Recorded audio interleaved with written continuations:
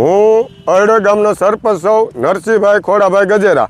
આ અવર વારી ઘણીએ આ સાઈડને હિસાબે સાઈડ ભરી નથી। રોડ આજ 6 મહિનાથી બનાવીને વહી ગયા, એને કારણેથી આ સાઈડ નથી ભરી એટલે વ્હીલ ઉતરી જાય, એક ઉતરી જાય એને કારણે આ સાઈડ નથી ભરી, એક હાથ હજી બાકી છે। આપણે જઈ રજૂઆત કરી તો કે આ નથી તે નથી એવી રીતે વાત કરે।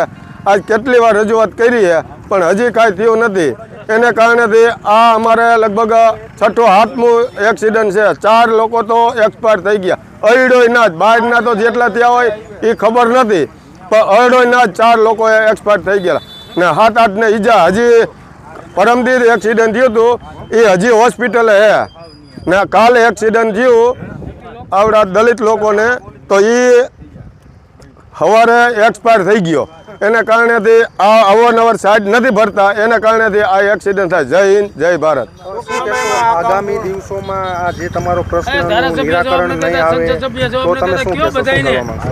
જો આવી રીતે જો નહીં કાંઈ કરે તો અઠવાડિયામાં રોડ બંધ કરવાની ગામની ચીમકી છે। તો જેમ બને તાત્કાલિક આ રોડનું કામ ઉપાડે કે આ સાઈડું ભરે ને રોડનું એક હાથ બાકી છે એ મૂકે, નકર અઠવાડિયામાં આ રોડ આખો બંધ કરવાની ચીમકી છે આખા ગામ લોકોની।